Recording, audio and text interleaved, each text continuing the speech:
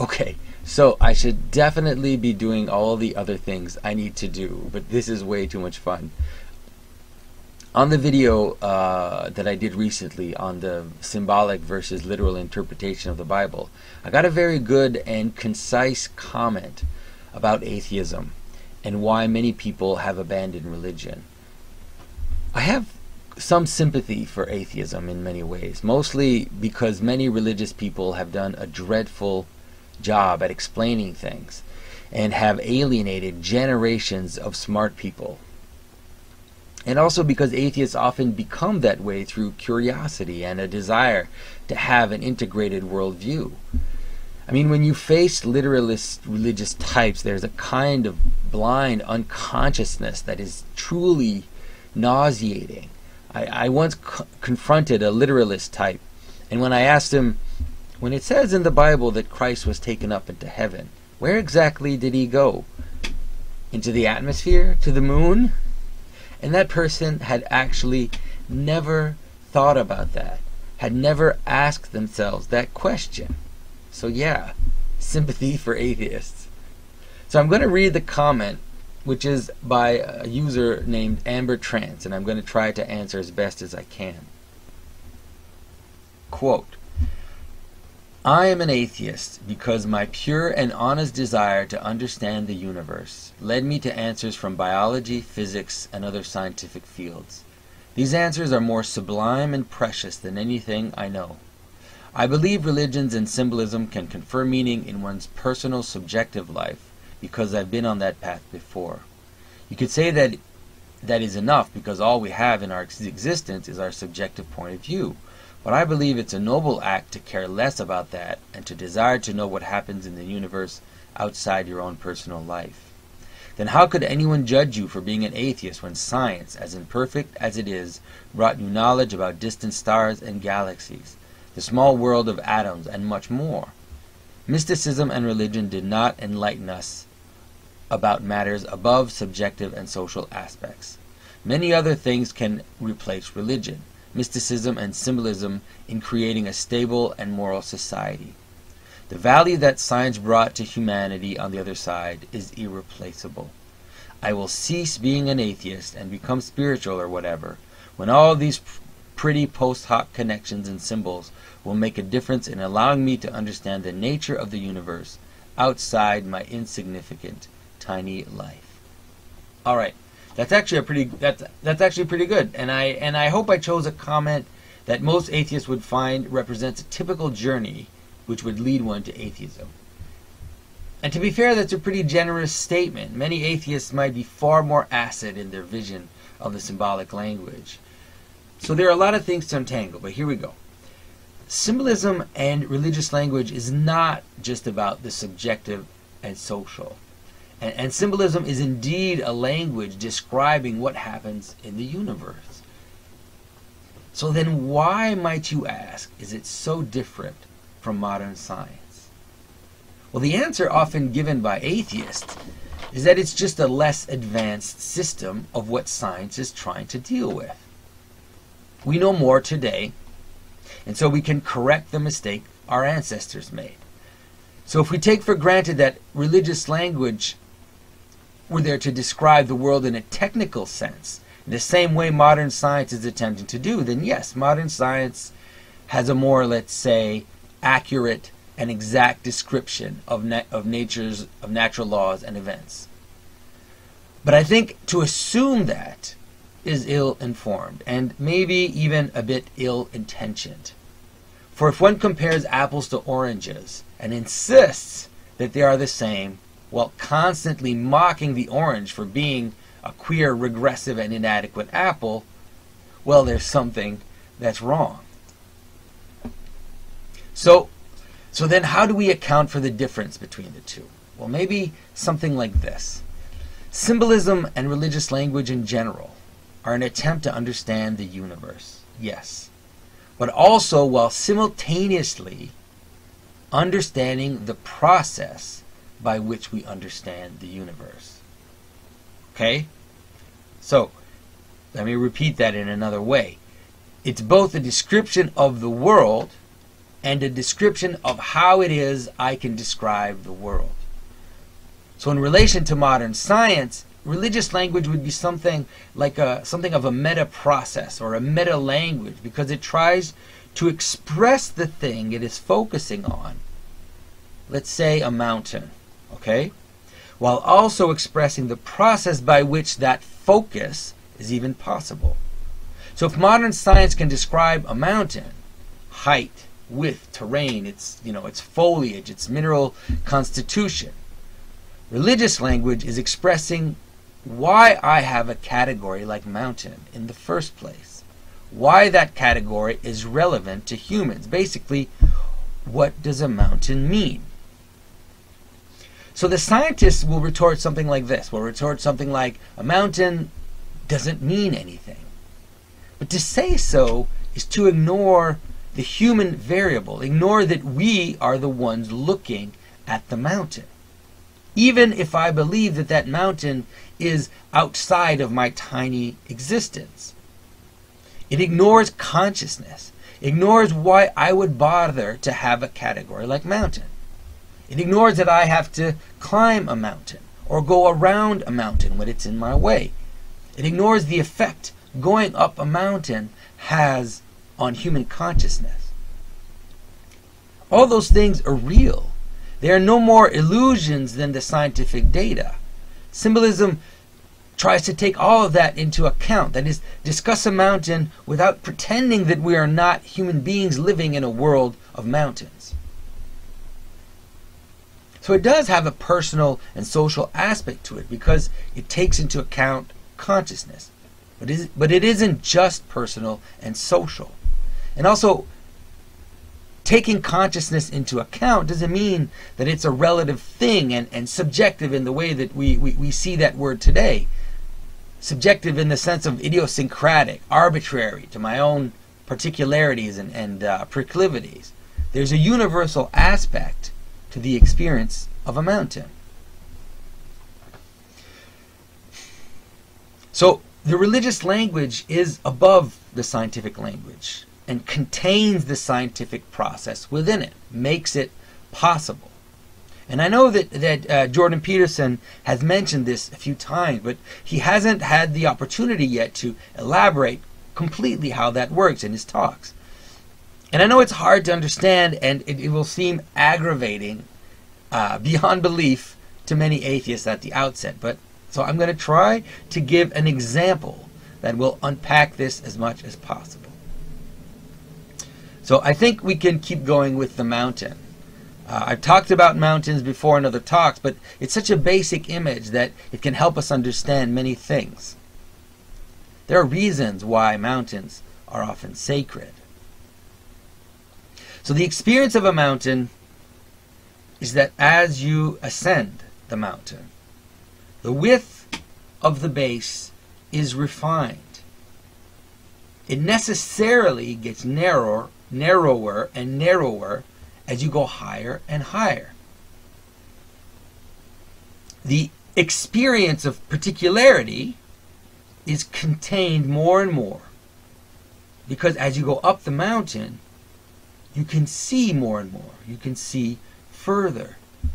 So when you're at the bottom of the mountain, you can only see the very particular, the rocks in front of you, the trees around you. But as you ascend, your gaze widens, and you get more and more of an encompassing experience. This refinement of experience happens as the mountain itself becomes narrower and narrower, moves from the particular and the many to the one and the universal. So reaching the summit, then your view opens up completely in a kind of a jump. Because suddenly, as you reach the summit, in that very moment, the entire world seems to appear beneath you, and you can see the mountain itself on all its sides, and the horizon all around you. So that experience of the mountain, the one I've just described, is the same as any hierarchy. So let's take the army, for example. The men are at the bottom and get specific orders, specific tasks, But as you go up the military hierarchy, the corporals, the generals are less and less in terms of quantity. There are more men and less leaders. And then they also have a more global vision of strategy. And each level contains the explicit actions of the lower levels within them. So let's say the men have to dig this trench, transport things to this outpost. The higher levels contain that within the more implicit strategies. Let's say reinforcing that front, defending these assets, until one ascends, one reaches, let's say, the top general, where the patterns of the battle are set up with the final goal in mind. Outflank the opponent, take this city, win the war. So similarly, the same hierarchy will have a conceptual equivalent. So for example, specific species of something, let's say a Dalmatian, a Greyhound, or a Pekingese, despite their wide differences, can be contained in a higher concept, which is dog, which can be then contained and regulated by higher and higher concepts: canine, mammal, animal, and then being. So what the language of symbolism does is suggest that there is a structural relationship between all these different versions of the hierarchy, that they exhibit the same truth and so are connected in a manner which has absolutely nothing to do with the kind of quantitative analysis of science, and everything to do with language and consciousness. So Christ is the head of the church, just like our physical head is the symbolic head of our body. That is certainly not a scientifically valid statement. So now we're going to take it one step further. What happens is this: symbolism, religious symbolism, is exactly that ladder. It's exactly that mountain. It offers images at the base of the mountain, the most particular images possible. These act as a kind of support for the higher levels of meaning. So symbolism is always very concrete, very immediate: a tree, a rock, the earth, the heavens. But the structural patterns then move you up towards more universal and encompassing realities. Now, most of all, we need to understand that this mountain, this ascent, is also an ascent of consciousness. Because we, human beings, are organized in the same way.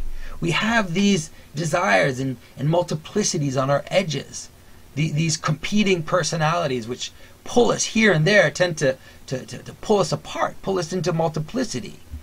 But as we ascend our own consciousness, we find a center, the head, or the mind. The church fathers speak of the nous. And that center of consciousness is capable of transcending and unifying the multiplicity into oneness. Now, the symbolism of hierarchy I've just described, the mountain, the ladder, is also the root of why we identify the highest things with spirit, air, wind, or with intelligence. Why we identify the highest of high with heaven, that which is so high above us that it is unreachable. The Father, light, spoken word, which comes both from intelligence, but most immediately from the head of the body. So it's not that God is physically in heaven. No reasonable Christian believes that. But rather the analogy of our experience of heaven, of ascension, is the root, the support, so to speak, for that which is beyond and cannot be described directly. So hopefully that's clear enough, but I still haven't shown you how that works. I want to go back and read the comment that I was sent, and hopefully I can show you.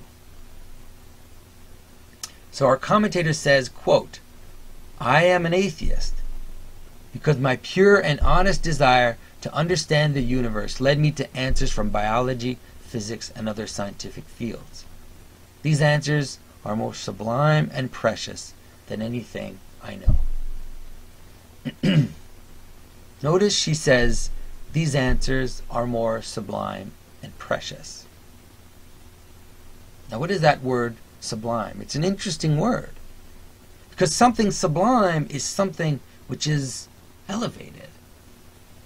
The source of the notion of sublimation was the change of a solid into a vapor. And so is that what she means? That the scientific answers are literally like changing a solid into a vapor? Of course not. What she means is that scientific answers are more precious. She said it. Rarer. Something like the move from the large quantity at the base of the mountain to the rarer and more sought after summit. What sublime means is that scientific answers are more like heaven, i.e. vapor, and less like earth, i.e. solid. Quote, I believe religions and symbolism can confer meaning in one's personal subjective life, because I've been on that path before. You could say that is enough because all we have in our existence is our subjective point of view, but I believe it's a noble act to care less about that and to desire to know what happens with the universe outside your own personal life. Then how could anyone judge you for being an atheist when science, as imperfect as it is, brought you knowledge about distant stars and galaxies, the small world of atoms, and much more? Now, this is where we need to pay attention. That mysticism and religion did not enlighten us about matters above subjective and social aspects. Now notice again that she uses the word above. Now, does she mean that, for example, that if I had a stack, of scientific data, like a pile of paper, let's say, that I would place it on top of a stack of subjective and social matters? No, obviously not. What she's saying is that there is a hierarchy of value, a mountain of meaning, and scientific knowledge is, in her opinion, closer to heaven, closer to the oneness of the summit. And that's really interesting because the scientific method is, by its own admission, by its own process, a removal of all hierarchies of value. It is the leveling of the world into measurable phenomena, the removal of all meaning. Yet in order to express the superiority of science, our commentator must resort to the same language, the same structure we use to say that God, the absolute, the one, the origin of all multiplicity, is in heaven. So what is fascinating is that she can use that structure of heaven and hierarchy unconsciously, exactly because the scientific method does not include it in its worldview, does not take it into consideration how we exist and how we encounter the world. She said it herself, quote, it is a noble act to care less about our subjective point of view and to desire to know what happens in the universe outside your own personal life, unquote. So she is criticizing symbolic language while using the symbolic language to elevate, to magnify, and submit herself to science and its precious, sublime answers. But the language of elevation, of hierarchy, being indeed the manner in which we ascribe value to things, is the religious hierarchy that we find in Dante, or in Jacob's Ladder, or in Moses' descent of the mountain. the great chain of being, as it has been called.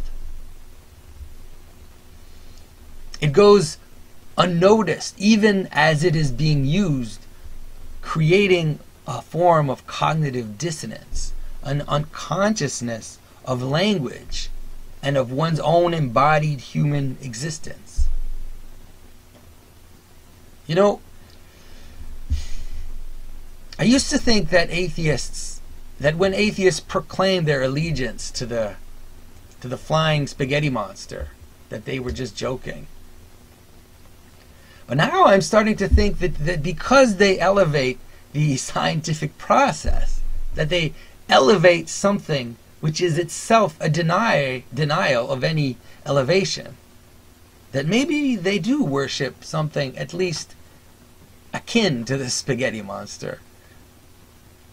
Because they don't understand that analogies of hierarchy are coherent, that we move from the specific to the specific and quantifiable, which is what science attempts to describe.